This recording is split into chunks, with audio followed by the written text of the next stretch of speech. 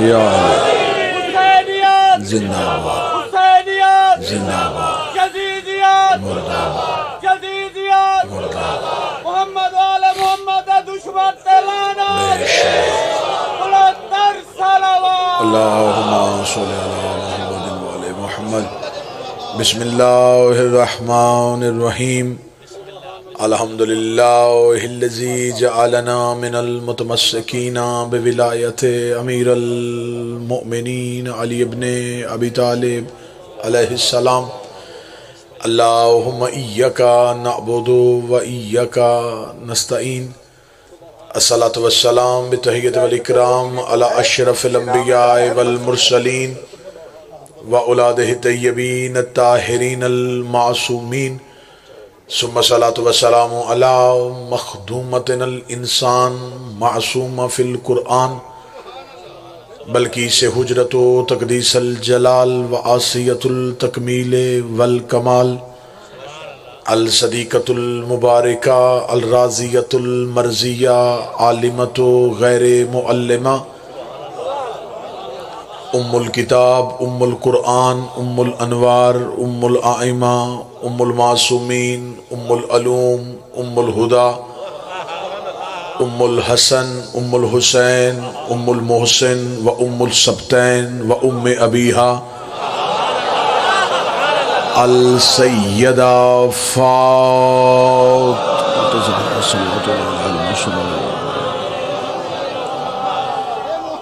ولعن اللہ تعالی علی اعدائہم اجمعین اما بعد فقد قال حق سبحانہ تعالی فی کتابہ المجید و فرقان الحمید بسم اللہ الرحمن الرحیم فلا اقسم بمواقع النجوم بلندر صلوات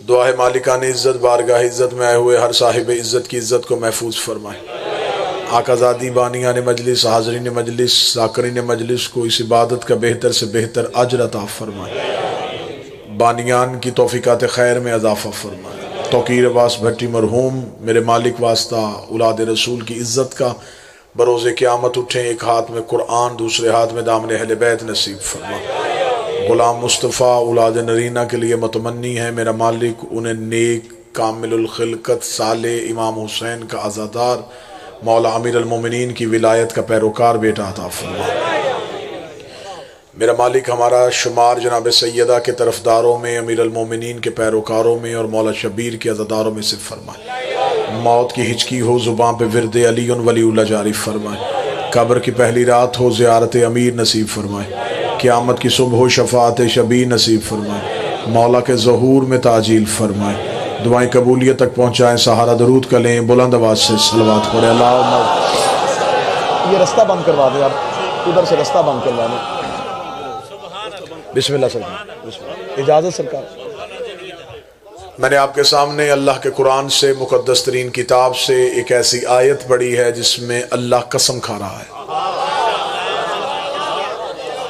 بندہ نہیں کھا رہا اللہ کھا رہا ہے مخلوق نہیں کھا رہی خالق کھا رہا ہے قسم وہ کھا رہا ہے جسے قسم کھانے کی ضرورت ہی نہیں وہ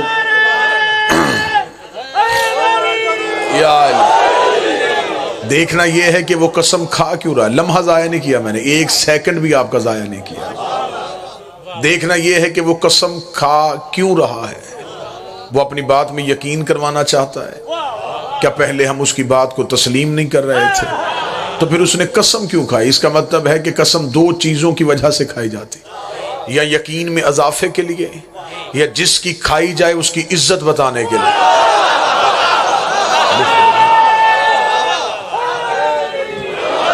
کسی باعزت سے کہا جائے کہ میں تیری قسم کھاتا ہوں تو وہ سمجھتا ہے کہ یہ قسم کھانے والے کے نزدیک میں اتنا معتبر ہوں کہ یہ میری کھا رہا ہے قسم حقیر کی نہیں ہوتی اعلیٰ کی ہوتی ہے قسم ہمیشہ افضل کی ہوتی ہے لمحہ ضائع نہیں کیا ایک سیکنڈ ضائع نہیں کیا اور پہلا نتیجہ آپ کی سماعتوں کے باہر لا کے کھڑا کر دیا قسم اللہ کھا رہا ہے میں قسم پڑھوں گا آپ کے چہروں پہ نور ولایت آ جائے گا خدا کہہ رہا فلا اقسم بمواقع النجوم مجھے اس دروازے کی قسم جہاں تارے سجدے میں گرتے ہیں مولا حسین ان ہاتھوں کو سلامت رکھے، آقا زادی ان ہاتھوں کو ہمیشہ خدا نے یہ نہیں کہا کہ مجھے تارے کی قسم، یہ نہیں کہا کہ مجھے گھر کی قسم، مجھے اس دہلیز کی قسم جہاں ستارے نازل ہوتے ہیں، جہاں ستارے گرتے ہیں، جہاں ستارے اترتے ہیں، جہاں ستارے سجدہ کرتے ہیں، مجھے اس دہلیز کی قسم۔ پوری کائنات کے علماء کو چیلنج ہے، تحقیق کے گھوڑے دوڑاؤ، مجھے ایک دہلیز ایسی دکھاؤ جہاں اللہ نے تارا بھیجا ہو۔ اگر سوائے سیدہ کی دہلیز کے نہ ملے تو پھر مان لینا مخلوق قسم کھائے تو اللہ کی کھاتی ہے، اللہ قسم کھائے تو سیدہ کے دروازے۔ بسم اللہ۔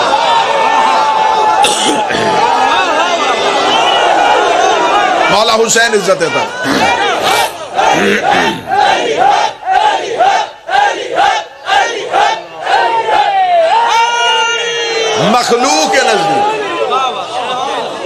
مخلوق کے نزدیک سب سے بڑی قسم اللہ کی، اللہ کے نزدیک قسم دہلیز سیدہ کی۔ زمانہ سیدہ سمجھنے کی کوشش کر رہا ہے، دہلیز ہی سمجھ میں نہیں آ رہی۔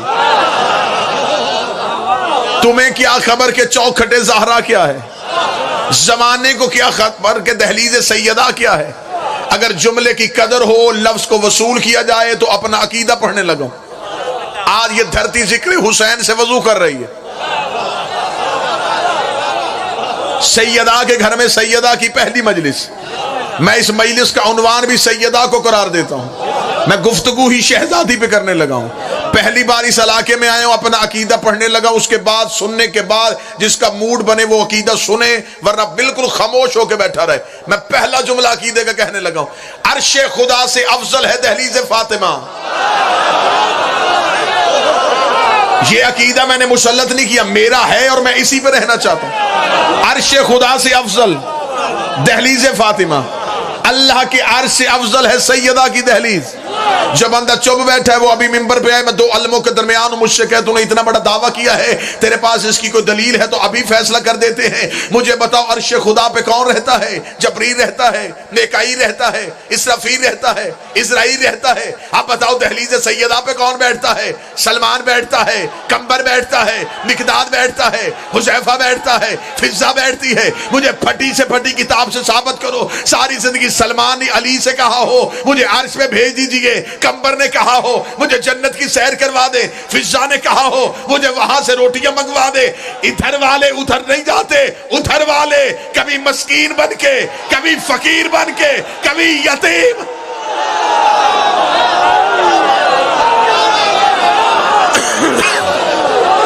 بسم اللہ سے، بسم اللہ سے، بسم اللہ سے۔ آواز تھوڑی تیز ہے، تھوڑی تیز کرو۔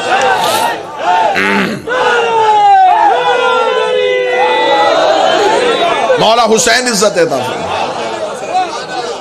ادھر والے ادھر جانے کی تمنا نہیں کرتے، ادھر والے جب ادھر آتے ہیں تو پھر فرشتے بن کے نہیں آتے۔ فقیر، مسکین، اسیر، درزی،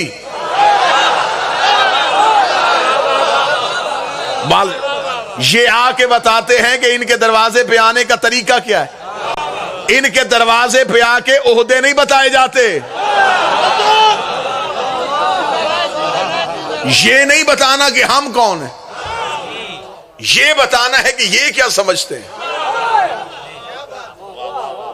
اہل سنت علماء بھی لکھ گئے اپنی تفاسیر میں کہ سیدہ کے دروازے پہ فقیر، یتیم اور قیدی مدینے کے رہنے والے نہیں تھے، اللہ کے بھیجے فرشتے تھے جو سیدہ کے دروازے پہ آئے اور آ کے اپنا تعارف سید الملائکہ نہیں کروایا۔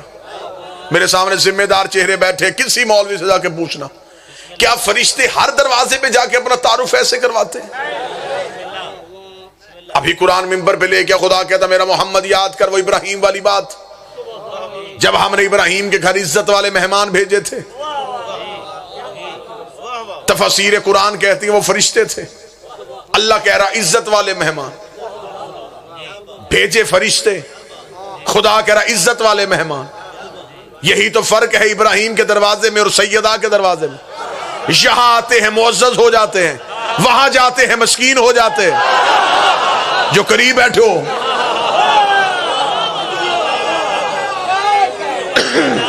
وہاں معزز بن کے گئے, یہاں مسکین بن کے. ابراہیم کے گھر گئے تو معزز تھے, سیدہ کے گھر آئے تو مسکین. اگلی سطر کہوں گا صاحبان اشارہ کے لیے. ابراہیم کے گھر فرشتے گئے, ابراہیم نے نہیں پہچانا. مولا حسین ان ہاتھوں کو سلامت رکھ. قرآن منبر پہ لے کے حضرت ابراہیم کے گھر فرشتے گئے, ابراہیم نے نہیں پہچانا. پہچانتا تو جانور ذبح نہ کرتا, کھانے کا بندوبست نہ کرتا, روٹی پانی کا انتظام نہ کرتا.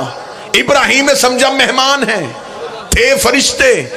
ابراہیم کے گھر فرشتے گئے, ابراہیم نے نہیں پہچانا کس دروازے پہ جا کے لوگوں کو سیدہ سنائے. ابراہیم کے گھر فرشتے گئے, ابراہیم نے نہیں پہچانا سیدہ کے دروازے پہ آگے جبریل نے کہا میں درزی ہوں. فضا نے کہا مجھے پتا ہے تو جبریل ہے. مولا حسین سلامت.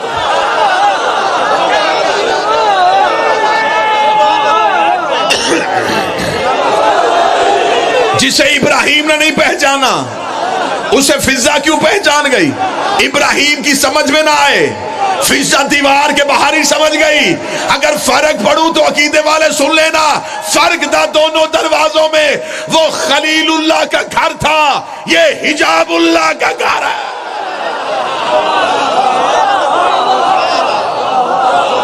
وہاں اللہ کا دوست رہتا تھا. میرے سنی بھائی تشریف فرمائے ہیں, نبی کی بیٹی جیسی کو دنیا میں مثال تو لاؤ. بیٹیاں 4 ہوتی تو عزت ایک ہی کی کیوں ہوتی؟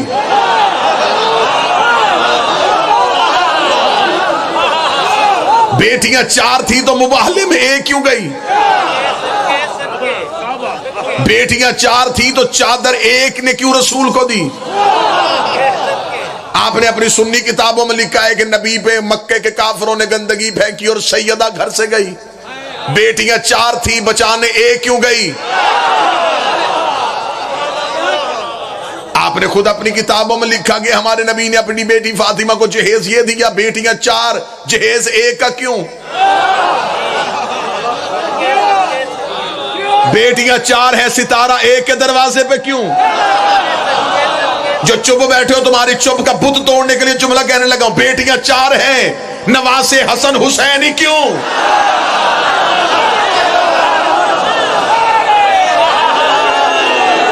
آج کسی سید کے سر پہ قرآن رکھ کے پوچھ تو کس کی اولاد ہے, وہ شجرہ سیدہ سے ملائے گا.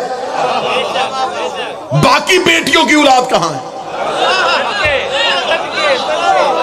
چلو شیعہ سید تو ہو گئے, سیدہ کی اولاد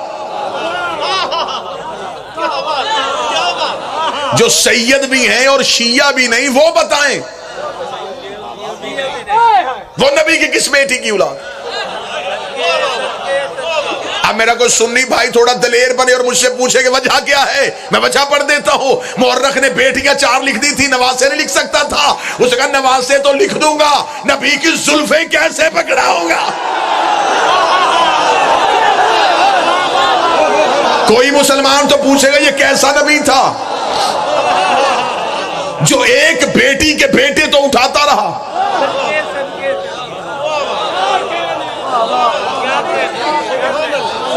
مولوی نے سنتیں دیکھی ہیں, سنتوں کی وجہ نہیں دیکھی. درمیان سے مانگ نکالو, نبی کی سنت ہے. یہ نہیں بتایا کہ سنت کی وجہ کیا تھی. ساری دنیا کے مولویوں نے کہا درمیان سے مانگ نکالو, نبی کی سنت ہے. یہ کیوں نہیں بتایا یہ سنت تھی کیوں؟ نبی ایک دن درمیان سے مانگ نکال کے بازار میں آئے. صحابہ نے کہا یا رسول اللہ آج زلفوں میں مانگ کیوں ہے؟ فرمایا اس کے حکم کے مطابق. فرمایا اس نے حکم کیوں دیا ہے؟ فرمایا اس لیے میرے ایک کاندھے پہ حسن بیٹھتا ہے, ایک پہ حسین بیٹھتا ہے. اللہ نے کہا جتنی زلفیں حسن کے ہاتھ میں ہو اتنی حسین کے ہاتھ. زلفیں یاد رکھی سوار بھول گئے.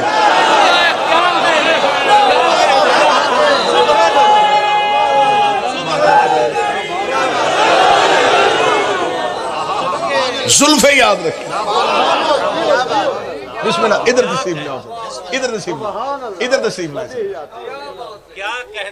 اس دھرتی کا عظیم نام جب بھی سناما کا ذکر آیا تو ایک شخصیت ضرور یاد آئی.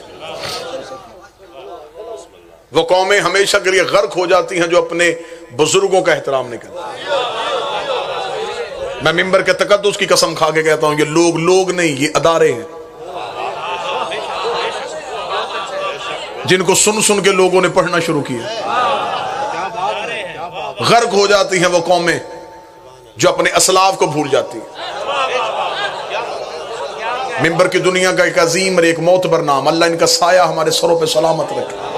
میری خوش قسمتی میرے لیے سعادت کہ میں ان کی موجودگی میں طالب علم ہو کے چند الفاظ ادا کروں. مولا امام حسین علیہ السلام نے صحت کے ساتھ زندگی عطا فرمائے. یہی وہ لوگ ہیں جو ممبر پہ رہیں گے تو ہمارے ممبر پہ بزرگوں کی تاریخ ابھی تک زندہ ہے. ہم لوگوں کو بزرگوں کی تاریخ نہیں بتائیں گے تو اگلی نسلیں گونگی پیدا ہو جائیں گے.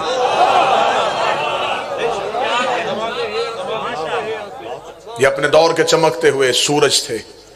میرا مالک ہمیشہ انہیں چمکتا اور دمکتا رکھے. بیٹیاں 4 نواسے 2 کیوں؟ بیٹیاں 4 جنت کے سردار ایک ہی کے بیٹے. میرا سنی بھائی، میرا اہل سنت بھائی، لڑنا ہماری فطرت میں نہیں، سمجھانا ہمارا فطرت. کون کہتا ہے کہ ہم شیعہ احترام نہیں کرتے؟ ہم تو احترام کرتے ہیں. اگر ہم نبی کی ایک بیٹی مان لیتے باقیوں کو کیوں نہ مانتے؟ ہمیں باقیوں کو بھی ماننا چاہیے تھا، لیکن اگر بیٹی ہوتی تو ہم مانتے.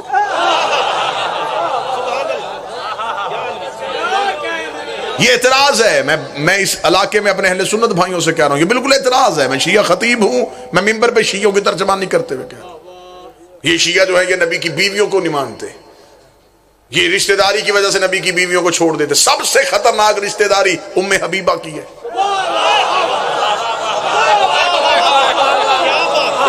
اگر ہم رشتہ داری کی وجہ سے چھوڑتے تو ہم اسے چھوڑ دیتے. یہ ابو سفیان کی بیٹی ہے، یہ معاویہ کی بہن ہے، یہ یزید کی پھپھی ہے. میں عقیدے میں منافقت کا قائل نہیں. ہم انہیں نہیں مانتے، اسے مانتے.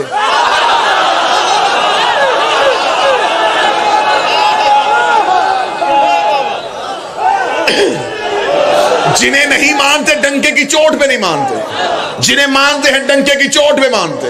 میں واضح طور پہ اعلان کر رہا ہوں کہ ہم انہیں نہیں مانتے، اسے مانتے. اور زیادہ واقعات بھی ہمیں نہیں ملے، صرف ایک واقعہ ملا. ہم نے اس بی بی کے دروازے پہ سر کو جھکا دیا جب فتح مکہ کے بعد باپ بیٹی کو ملنے کے لیے گھر آیا تھا. اس شریف نیت والی بی بی نے یہ کہہ کے نبی کے چمڑے کا بستر باپ کے نیچے سے کھینچ لیا تھا، اٹھ جا بابا، یہ پاک ہے تو نہ پاک ہے. ہم نے سلام کیا، ہم نے کہا سلام ہو بی بی.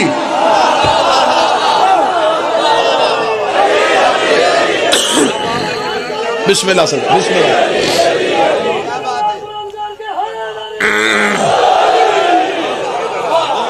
ہمارا سلام اس شہزادی کی.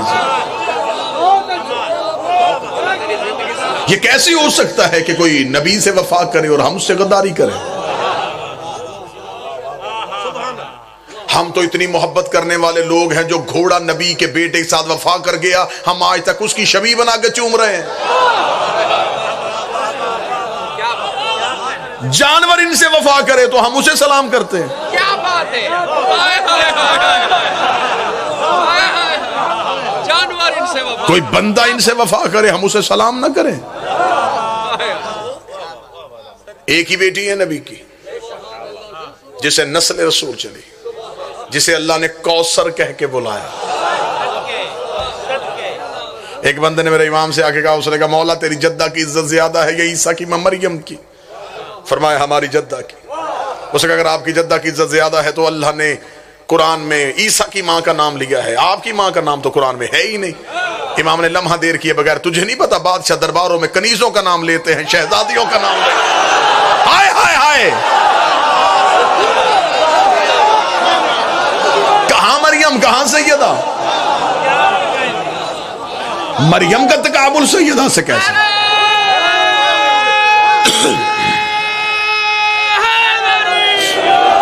یہ تو شاعر مشرق بھی کہہ گیا، مریم یک نسبت عزیز، زہرہ سے نسبت عزیز۔ مریم کے پاس عزت کے لیے صرف ایک ہی نسبت ہے، عیسیٰ کی ماں۔ سیدہ کے پاس 3 نسبتیں ہیں، محمد کی بیٹی، علی کی زوجہ، حسنین کی اماں۔ جو ہاتھ اٹھ گئے ان کے لیے دعا کرتے، دوسرا جملہ پڑھو، مریم کا ایک بیٹا معصوم، سیدہ کے 11 معصوم۔ ابھی مولوی کے سمجھ میں نہیں آئے گا، ابھی مولوی روٹی کے چکر میں ہے، زمانے کے سامنے حقیقت بالکل دن کی طرح کھل کے سامنے آ جائیں گی۔ جب سیدہ کا بیٹا بھی آ جائے گا، مریم کا بیٹا بھی آ جائے گا، زہرا کا بیٹا بھی آئے گا، مریم کا بیٹا بھی آئے گا، وقت نماز کا ہوگا، سیدہ کا بیٹا کہے گا تقدم ابن مریم، مریم کا بیٹا مصلی پہ آ، عیسیٰ کام کے کہے گا میری جرت ہے میں زہرا کے بیٹے کو نماز پڑھاؤں، میرے 12ویں کے قدموں پہ عیسیٰ سر رکھ کے دنیا کو بتائے گا، اور جاہلو عقیدہ درست کرو، جس کا آخری بیٹا عیسیٰ جیسے نبی کے پیچھے نہیں پڑتا، اس کا باپ کسی بت پرست کے پیچھے کیسے؟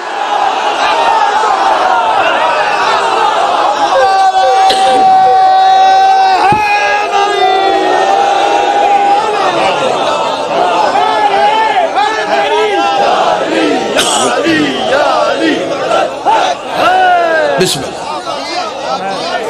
سیدہ کے پاس ایک نسبت نہیں، سیدہ کے پاس کئی نسبتیں۔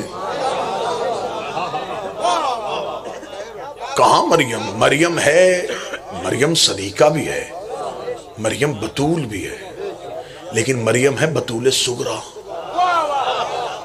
سیدہ ہے بطول کبرا۔ یہ نہیں کہ ہم شیعہ جناب مریم کی عزت نہیں کرتے، عزت والی شہزادی ہے، اللہ نے اسے قرآن میں بطول کہا ہے۔ بطول صغرا ہے، وہ بطول کبرا ہے۔ کتنا اچھا فرق سمجھانے لگا ہوں، اور بالکل لطیف نکتہ ہے لطیف اذہان کے لیے۔ مریم ہے بغیر شوہر کے بطول،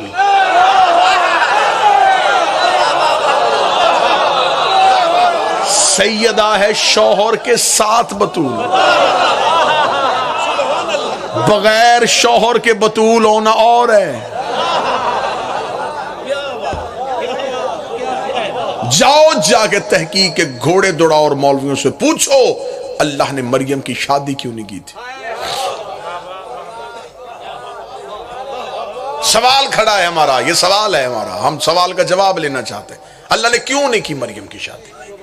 جو مولویوں نے جواب دیا آج 2020 تک وہی جواب ہے۔ پہلے وہ جواب پڑھوں گا، اس جواب کی رد دوں گا، پھر عقلیت بتاؤں گا کیوں نہیں کی اللہ نے مریم کی شادی۔ مولوی کہتے ہیں اس لیے کہ مریم کا کف کوئی نہیں تھا، ہم پلہ معصوم نہیں تھا، اس وجہ سے اللہ نے شادی نہیں کی کہ دوسرا معصوم نہیں تھا۔ خدا نے بغیر شوہر کے بیٹا دے دیا۔ میں 2 علموں کے درمیان کھڑا ہوں، اگر یہ دلیل ہی سچ ہے، پھر میں اگلا سوال کرنے لگا مجھے بتاؤ معصوم بناتا کون ہے؟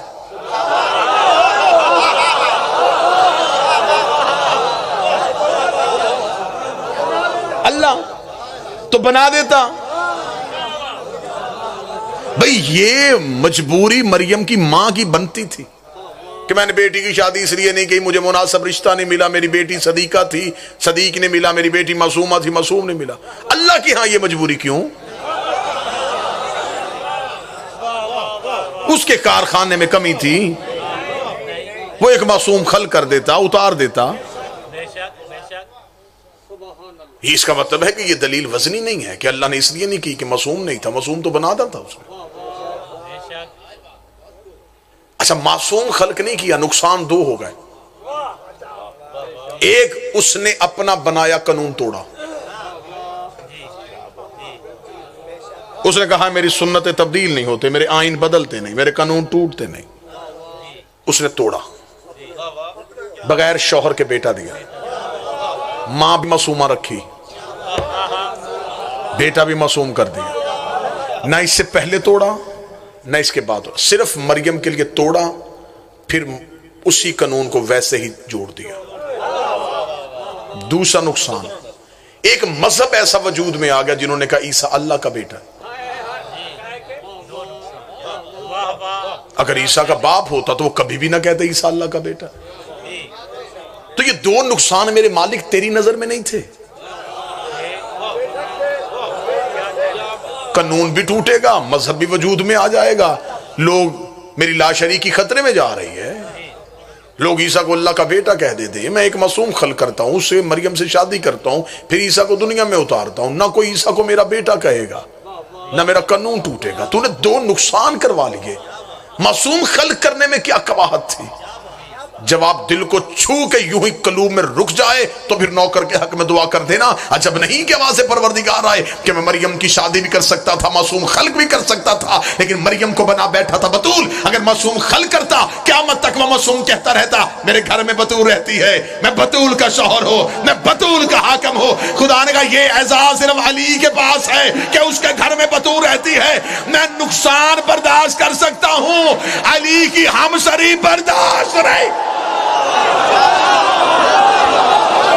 یہ نہیں ہوگا، بسم اللہ، یہ نہیں ہوگا، بسم اللہ،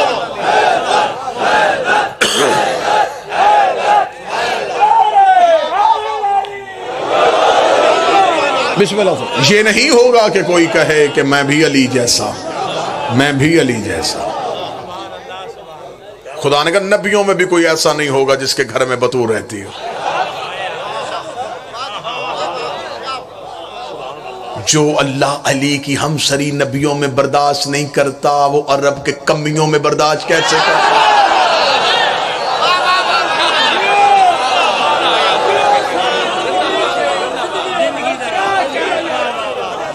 مریم کے پاس کیا عزت تھی؟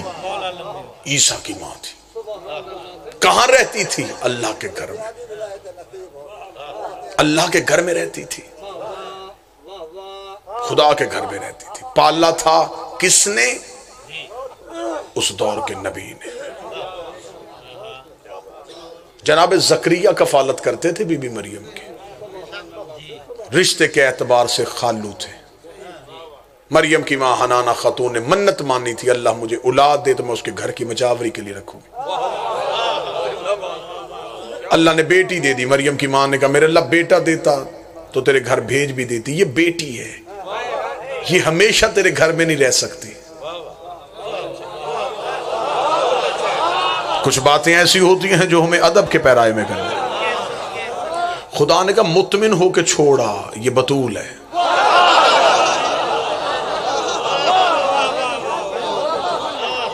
اور خدا نے کہا قانون یہ ہے میرے گھر میں رہتی ہی بتول ہے۔ ہائے ہائے ہائے، میرے گھر میں جو بیویاں آ جاتی ہیں وہ بتول ہوتی ہیں، تو چھوڑا یہ بتول ہے۔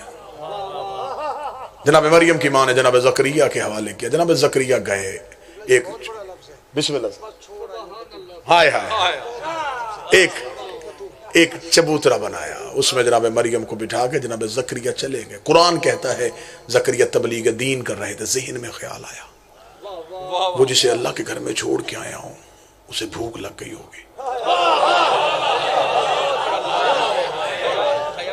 جلدی سے دوڑے گھر گئے، اپنی زوجہ سے کہنے کہ جلدی کر کھانا بنا۔ بیوی نے جلدی سے کھانا بنایا، جناب زکریا کو ہائے ہائے ہائے ہائے، جناب زکریا گئے، جا کے یوں روٹی ہاتھوں میں لی۔ فقیر شخصیت ہے نا، صرف ذاکر ہی نہیں عارف بھی ہے، باتوں کی گہرائی تک پہنچنے کے بعد کہاں سے کہاں جانے لگی۔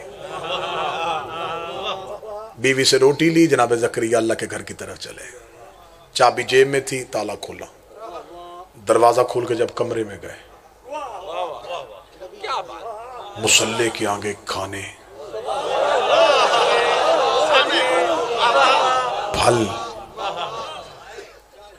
اپنے ہاتھ گھر والی روٹی وہیں پہ رکھ دی۔ مریم یہ کہاں سے آیا؟ قرآن کہتا ہے کہ بی بی نے چادر کے نیچے سے انگلی آسمان کی طرف اٹھا،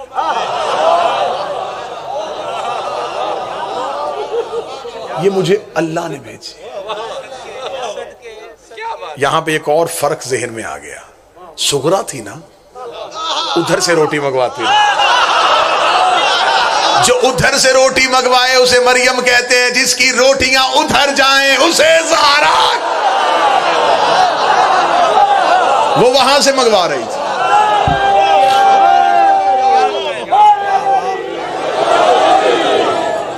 ہاتھ سے گھر کی لائی ہوئی روٹی ہاتھ میں یوں ہاتھ میں رہ گئی. جناب زکریا نے کہا میرے مالک یہ کیا؟ تو نے تو کہا تھا کہ تو پال. تو پالنے کے لیے دو چیزوں کی ضرورت ہوتی ہے, ایک رہائش کی اور ایک خوراک کی. گھر بھی تو نے دے دیا, کھانا بھی تو نے بھیج دیا, تو پھر میں نے کیا پالا؟ نگرانی تیری میں رہے, نگہبانی تو کرے, رہے تیرے گھر میں, کھانا تیرے ہاتھ سے آئے, میرا نام کیوں؟ میرے مالک رہائش تیری ہے, کھانا کل سے میں لاؤں گا. اگر وقت میں تاخیر ہو گئی ہے کل سے لمحے بتا, اس لمحے میں کھانا آئے گا. واضح نہ زکریا کھانا میرے ہاتھ سے آئے گا. میرے مالک کیوں؟ فرمائی یہ بطول ہے. لفظ اتنا قیمتی ہدیہ کرنے لگا ہوں کہ آپ کی سوچوں سے زیادہ ہوگا. نتیجہ اتنا بہترین نکلنے لگا ہے. جناب زکریا نے کہا میرے مالک یہ بطول ہے تو میں رسول ہوں, یہ معصومہ ہے تو میں معصوم ہوں. کیا دو وقت کی روٹی میں مریم کو نہیں کھلا سکتا؟ آواز زکریا ضد کس بات کی ہے؟ تو معصوم ہے, تیری بیوی تو معصومہ نہیں ہے. روٹی بناتی ہے تیری بیوی, غیر معصومہ کی ہاتھ کی پکی روٹی مریم کی حلق میں چلی گئی, اس کی عصمت خطرے میں چلی جائے گی. لہٰذا کھانا تیرے ہاتھ سے نہیں, کھانا میرے ہاتھ سے آئے گا. اب مجھے مولوی جواب دو, جو اللہ ایک وقت کی روٹی مریم کو زکریا کی بیوی کی نہیں کھانے دیتا, 13 سال مصطفیٰ کھاتے رہے ہیں, علی کی ماں پکاتے رہے ہیں.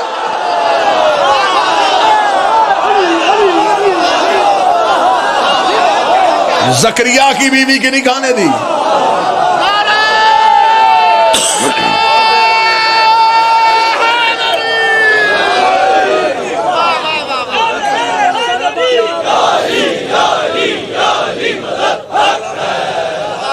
نہ زکریا بسم اللہ, تو نہیں پالے گا, اسے میں پالوں.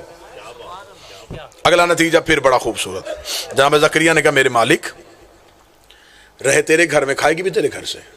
آواز زکریا تجھے نام چاہیے نا, تو میں تیرا نام لکھ دوں گا, میں قرآن میں لکھوا دوں گا وَقَفَلَهَا زکریا. اسے زکریا نے پالا تھا. خرچہ میرا, چرچا تیرا. نام چاہیے نا, تو مجھے نام کی ضرورت نہیں, میں تیرا نام لکھوا دوں گا. کتاب میں لکھوانا ہی نا تو میں لکھوا دیتا ہوں. اسے زکریا نے پالا, لیکن رہے گی میرے گھر میں, کھائے گی میرے گھر میں. میں کہوں گا تم نے پالا. رہے گی میرے گھر میں, کھائے گی میرے گھر میں. میں کہوں گا تم نے پالا.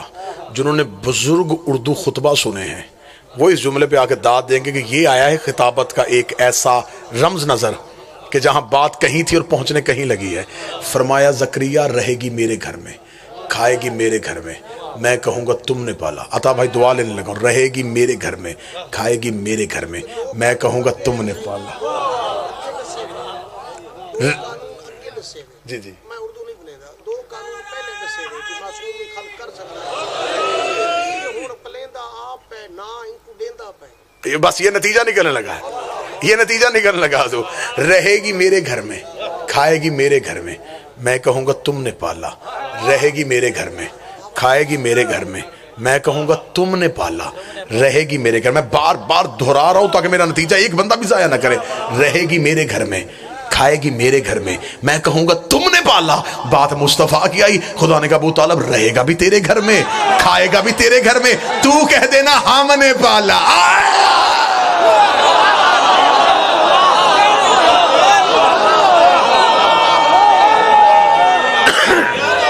بسم اللہ. مریم کو رکھا بھی اپنے گھر میں, کھلایا بھی اپنے گھر میں, اور کہہ دیا تم نے پالا. مصطفیٰ کو رکھا بھی ابو طالب کے گھر میں, کھلایا بھی ابو طالب کے گھر میں. بعد میں کہہ دیا لم یجد کا یتیمن فاوا. یہ یتیم تھا, اسے ہم نے پالا. یہ یتیم تھا, اسے ہم نے پالا. اتنے معرفت کے دروازے کھلتے جا رہے ہیں کہ سمجھ ہی نہیں آ رہی کہ کس دروازے سے نتیجے کے ساحل پہ پہنچے. بات رک گئی جناب مریم پہ، تو یہیں پہ اب نتیجہ دینے لگا ہوں۔ جناب مریم اللہ کے گھر میں رہی، عیسیٰ نے دنیا میں آنا تھا، آ گئے، عیسیٰ دنیا میں پہنچ گیا۔ اب ایک یہاں پہ ایک رمز اور، بی بی مریم حجرے میں تھی، قرآن کہتا ہے کہ بی بی کو کسی کے چلنے کی آہٹ آئی، بی بی نے اپنے آپ کو سمیٹا، اور سمیٹ کے قرآن میں پوری کہانی لکھی ہے۔ قرآن کہتا ہے انی اعوذ بالرحمن منک ان کنت تقیا، میں تجھ سے پناہ چاہتی ہوں اگر تم متقی نہیں تو۔ کون ہے تو؟ میرے حجرے میں کیسے آیا؟ باہر تالا تھا، جو حجرے میں تھا اس کی آواز آئی، بی بی گھبرانا، میں اللہ کا فرشتہ ہوں، روح الامین کہتے ہیں مجھے عرش والے، زمین پہ اپنا تعارف جبریل کہہ کے کرواتا ہوں، اس کا مقرب ترین فرشتہ ہوں، اس نے بھیجا ہے۔ قرآن بالکل قرآن کا مکالمہ پڑھنے لگا۔ بی بی نے کہا کیوں آیا ہے؟ کہنے لگا تجھے بیٹا دینے آیا ہوں۔ بات جہاں سے میں نے شروع کی تھی میں نتیجہ وہاں لے کے آیا ہوں، جہاں سے شروع کی تھی وہاں نتیجہ لے کے آیا ہوں۔ ابراہیم کے گھر فرشتہ گیا، ابراہیم نے نہیں پہچانا۔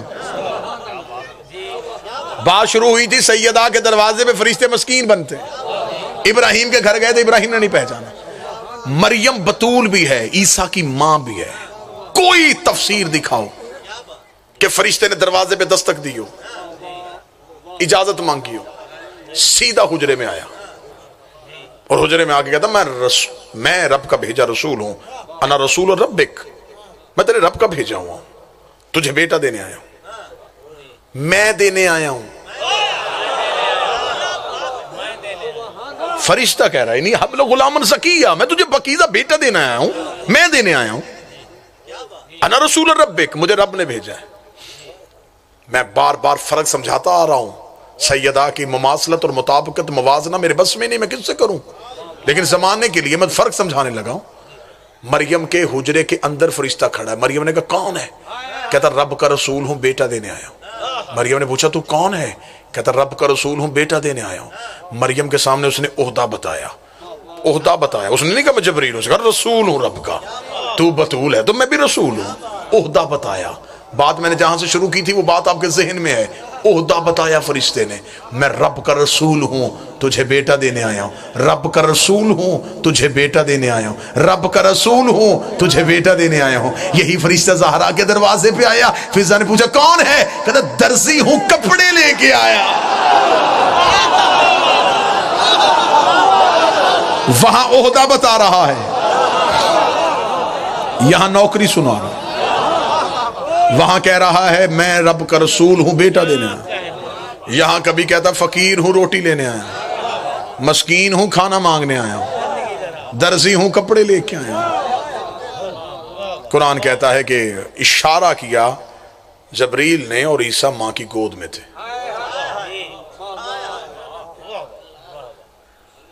کوئی مولوی مجھے جا کے بتائے کہ عیسیٰ نطفے سے تھا؟ نطفہ تو ہوتا ہے باپ کا، باپ تھا نہیں۔ قرآن کہتا ہے عیسیٰ امر سے تھا۔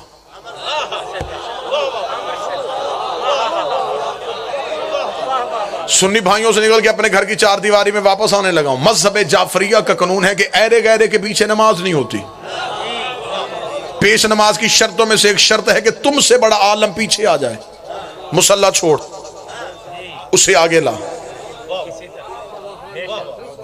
تجھ سے افضل تیرے پیچھے آ گیا ہے۔ بلکہ مذہب جعفریہ کا ایک اور قانون ذہن میں رکھنا، غیر سید مصلی پہ ہو اور ہو بھی عالم، سید پیچھے آ جائے اور عالم بھی نہ ہو، اس سید سے پہلے اجازت مانگے۔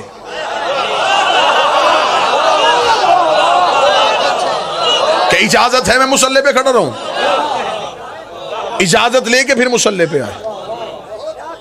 لیکن جو رائج قوانین ہیں ان میں سے یہ رائج ہے کہ عالم آگے ہو اور پیچھے نہ جاننے والا آ جائے تو پھر تو ہو گئی، لیکن زیادہ جاننے والا آ جائے اب مصلی چھوڑ۔ اب مجھے بتاؤ عیسیٰ نطفے سے نہیں، عیسیٰ امر سے ہے۔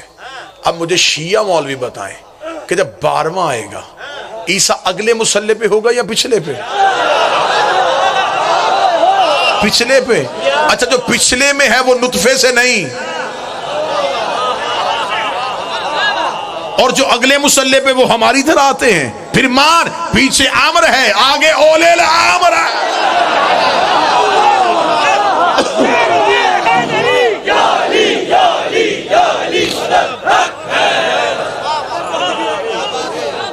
چلیں ایک راز اور بڑے محبت سے عرفان سن رہے ہیں۔ میں شروع خطابت سے ہوا تھا، مجھے خبر ہی نہیں تھی کہ یہاں عرفان سنا جائے گا۔ آپ نے معرفت کے ہر جملے کو یوں دبوچ کے میرے سینے سے نکالا ہے۔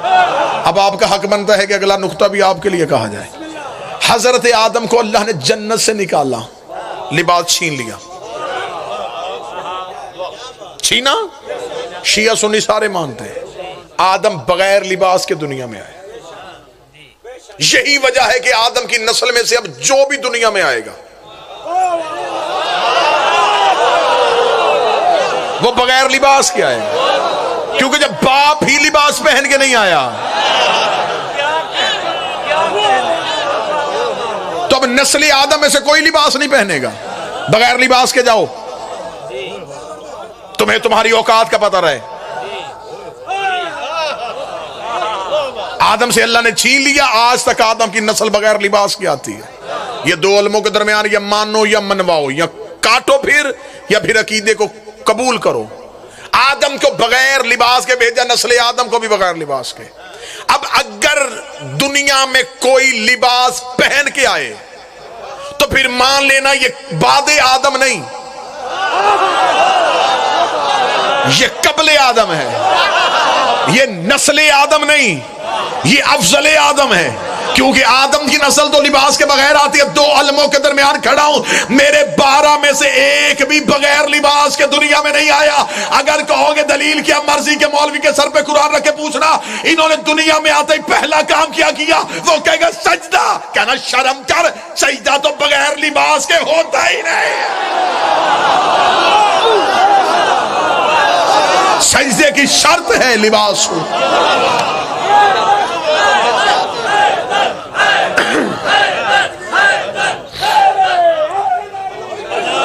اس کا مطلب ہے یہ اگر لباس پہن کے آئے یہ بعد آدم نہیں، یہ قبل آدم ہے۔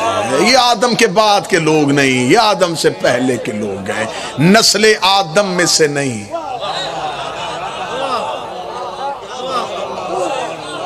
یہ تو ان کا کرم تھا، یہ ہم جیسے بن کے آ گئے۔ اب ہم تو کم ظرفی نہ کریں، انہیں اپنے جیسا سمجھ بیٹھے۔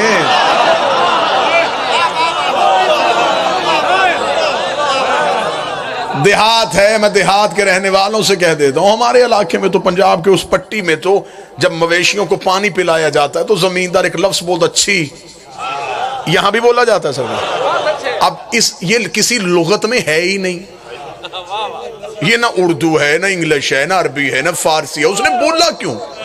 جانور کو سمجھانے کے لیے کہ یہ سمجھ جائے۔ اب اگر وہ جانور یہ سمجھے کہ یہ مجھ جیسا ہے، اور یہ تو ان کی کریمی تھی، ہم جیسے بن گئے، اب تو نہ سمجھ کے یہ ہم جیسے ہے۔ یہ تو ان کی کریمی تھی، یہ تو ان کا کرم تھا، وہ ہمیں سمجھانے کے لیے انہوں نے روح بدل لیے، انہوں نے شکلیں تبدیل کر لی۔ یہ کیا تھے تو کیا جانے۔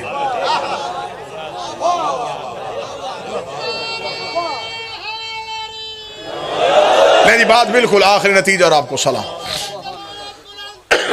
اللہم صلی علی محمد و آل محمد۔ بی بی نے عیسیٰ کو اٹھایا اور بی بی مریم اللہ کے گھر کے باہر کھڑی ہے۔ یکدم قوم بھاگ آئی۔ قوم مریم کی بڑی عزت کرتی تھی، وہ کہتی یہ برگزیدہ گھر کی بی بی ہے اور اللہ کے گھر کے اندر رہتی، بڑی عزت کرتی تھی قوم مریم کی۔ انہوں نے مریم کو جب بچہ گود میں دیکھا، اسے کہا یا اخت ہارون، اے بہن ہارون کی، یہ بچہ کہاں سے آیا؟ نہ تیرا باپ ایسا، نہ تیری ماں ایسی، بچہ کہاں سے آیا؟ عرفان سننا۔ اب بی بی مریم گود میں عیسیٰ کو لے کے کھڑی ہے، جواب کوئی نہیں ہے۔ یا وہی فرشتہ جو ابھی کہہ رہا تھا کہ میں دینے آیا ہوں، وہ پہلو میں کھڑا تھا، قوم نہیں دیکھ رہی تھی، مریم دیکھ رہی تھی۔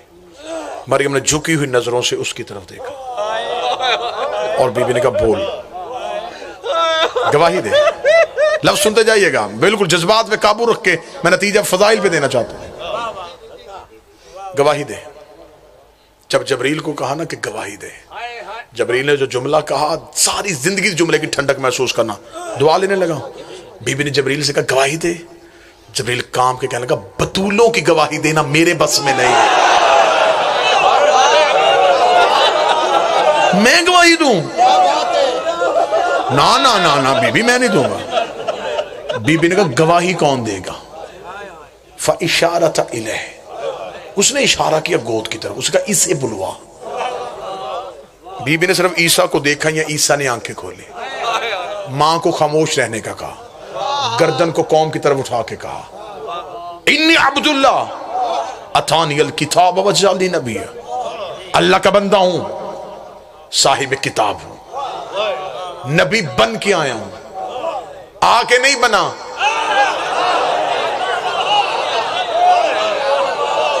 نبی آ کے نہیں بنتے، بن کے آتا ہے۔ جعلنی نبی، نبی بن کے آیا۔ قوم نے عیسیٰ کو بولتے دیکھا، قوم نے ایک دوسرے کا چہرہ دیکھا، واپس چلو۔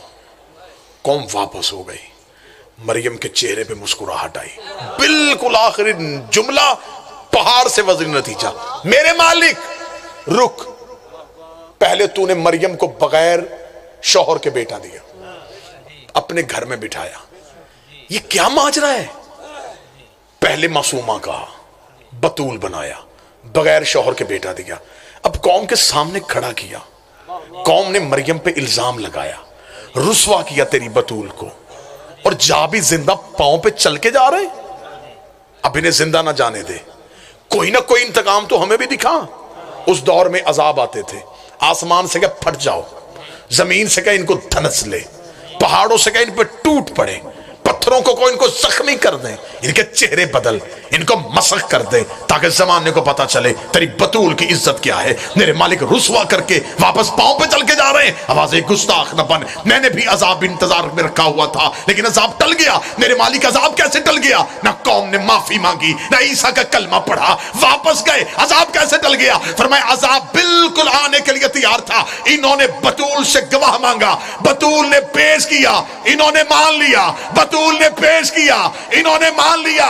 جو بطول کا گواہ مان لے وہ عذاب سے بچ جاتے ہیں، جو بطول کے گواہ جھٹلا دے وہ لعنت میں آ جاتا۔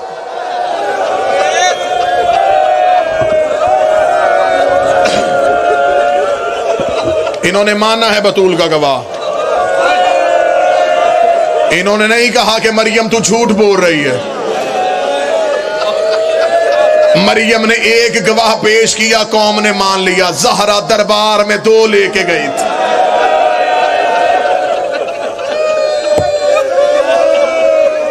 رکھو حافظوں کے سروں پہ قرآن۔ مریم نے عیسیٰ کی قسم نہیں دی، قوم نے نہیں کہا کہ تو قسم دے، صرف عیسیٰ بولا اور قوم چلی گئی۔ زہرا بھرے دربار میں بیٹوں کے سروں پہ ہاتھ رکھ کے رو کے کہہ رہی تھی میں جوڑی کی قسم دیتی ہوں، تحریر میرے بابے کی ہے، دستخط میرے بابے کے ہیں، مجھے میرا بابا زندگی میں لکھ کے دے کے گیا تھا۔ رو اس لیے رہے گلیوں بازاروں میں، مریم کا ایک گواہ قوم نے مان لیا، سیدہ کے 2 جھٹلا دیے۔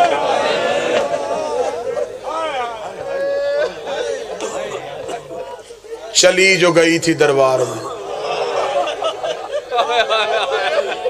کبھی کسی نے بیٹی بھی خالی بھیجی۔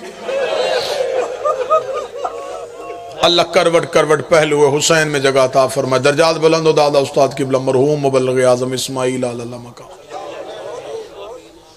اس مرد کلندر پہ سیدہ کا یہ کرم تھا، اس نے نگر نگر لوگوں سے بی بی کا حق منوایا۔ مبلغ اعظم نے شہزادی سے مانگا یہ تھا، بی بی مجھے دنیا نہیں چاہیے، مجھے دولت نہیں چاہیے، مجھے شہرت نہیں چاہیے۔ حسین کی اماں مجھ پہ اتنا کرم کر دینا تیرا دشمن سوال ختم کرے، میرا جواب شروع ہو۔ پیدل چل چل کے لوگوں کو گاؤں کے گاؤں، نگر کے نگر، شہر کے شہر علی ولی اللہ پڑھوایا، صرف بی بی کے حق پہ، بی بی کے حق پہ۔ یہ باتیں کتابوں سے ختم ہو گئیں۔ وہ لوگ تھے جو سفروں میں رہے، انہیں بیٹھ کے لکھنے کا وقت ہی نہ ملا، ویڈیو سی ڈی کا زمانہ نہیں تھا، باتیں سینوں میں چلی گئی۔ جوانوں نے بزرگوں سے سنا کوئی نہیں، ممبر کی تاریخ نے انہیں آہستہ آہستہ فراموش کرنا شروع کر دیا۔ یہ باتیں میں اسلاف کی بزرگوں کی ممبر سے اس لیے کرتا ہوں کہ جب تک یہ ممبر ہے تب تک وہ نام زندہ رہے، بچوں کو پتا چلے کہ اس مذہب کے لیے خدمات کیا کیا کی تھی۔ یہ وہ لوگ تھے جو پیدل چلے تھے، یہ وہ لوگ تھے جو میلوں پیدل چلتے تھے، جن کا پیشہ شیعہ نہیں، جن کا مذہب شیعہ تھا، جو گھروں سے تبلیغ کے لیے نکلتے تھے۔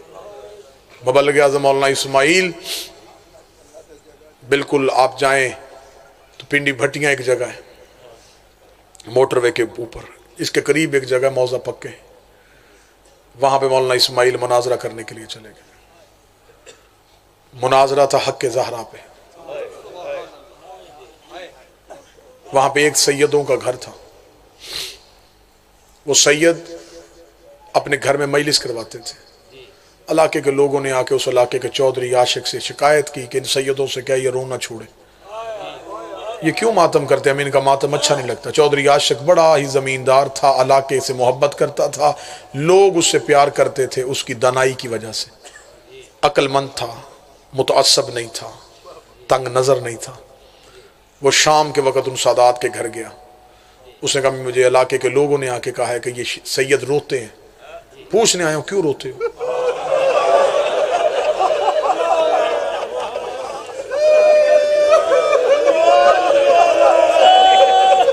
ان میں سے جو گھر کا بڑا سید تھا اس نے کہا چودھری عاشق کیا بتائیں ہم کیوں روتے ہیں؟ اس نے کہا کوئی ایک وجہ بتاؤں۔ وہ رو کے کہنے لگا ہماری دادی دربار میں حق مانگنے گئی تھی۔